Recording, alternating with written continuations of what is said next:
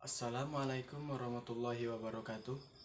Perkenalkan, nama saya Ahmad Syaf'an, mahasiswa Universitas Islam Negeri Sumatera Utara dengan nomor induk mahasiswa 0701203150. Baiklah, di sini saya akan menjelaskan sejarah singkat, kedudukan, dan fungsi bahasa Indonesia. Jadi, apa itu bahasa? Bahasa apa saja yang Anda kuasai, seberapa dekatnya Anda dengan bahasa Indonesia. Itulah mapping kita. Jadi, bahasa adalah sistem lambang bunyi yang arbitrer yang digunakan oleh para anggota kelompok sosial untuk bekerja sama, berkomunikasi, dan mengidentifikasikan diri. Hakikat bahasa sebagai sarana interaksi sosial. Bahasa adalah ujaran. Bahasa meliputi dua bidang, yaitu yang pertama, bunyi yang dihasilkan oleh alat-alat ucap, yaitu getaran yang bersifat fisik yang merangsang alat pendengaran kita. Yang kedua, arti atau makna adalah isi yang tergantung di dalam arus bunyi yang menyebabkan adanya reaksi itu. Sedangkan sifat bahasa sendiri ada yang sistematik, yaitu memiliki pola dan kaidah yang harus ditaati agar dapat dipahami oleh pemakainya.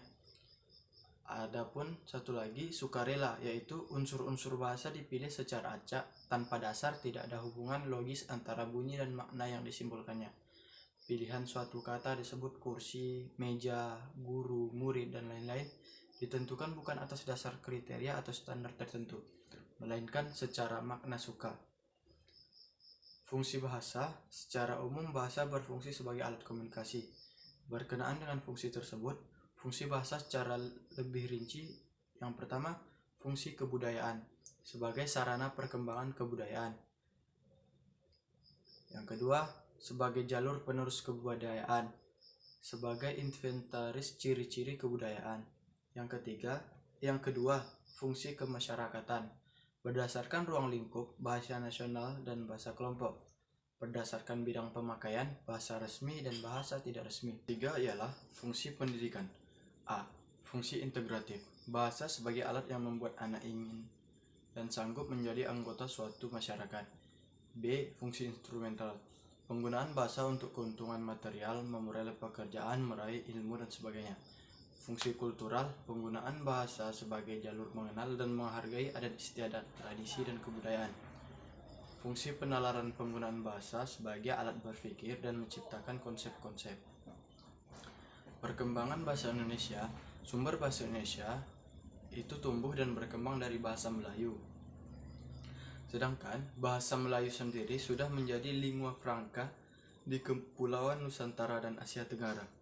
Bahasa Indonesia dinyatakan lahir pada tanggal 28 Oktober 1928. Adanya bulan bahasa yaitu di bulan Oktober. Awalnya dari bahasa Melayu serumpun dengan Malaysia. Fungsi bahasa Indonesia berdasarkan kedudukannya. Bahasa Indonesia sebagai bahasa nasional berfungsi lambang kebanggaan nasional, lambang identitas nasional, alat pemersatu berbagai masyarakat yang berbeda-beda, latar sosial, budaya, dan bahasa.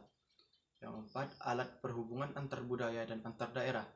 Bahasa Indonesia sebagai bahasa negara berfungsi bahasa resmi, bahasa pengantar di lembaga pendidikan, bahasa resmi dalam perhubungan perdagangan, bahasa resmi dalam pengembangan kebudayaan nasional.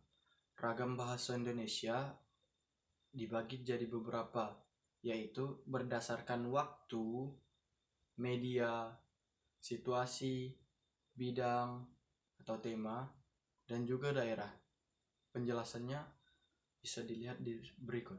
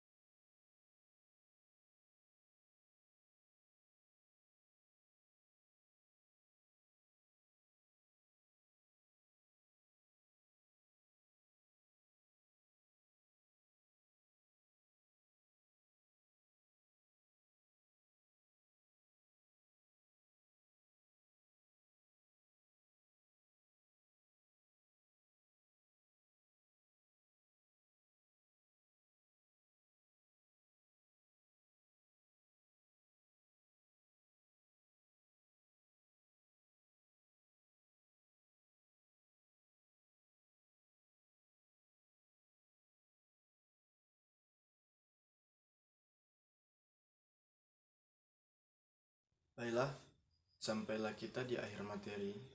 Mungkin cukup sekian yang dapat saya sampaikan. Atas perhatiannya, saya mohon maaf. Wabillahi taufiq wal hidayah. Assalamualaikum warahmatullahi wabarakatuh.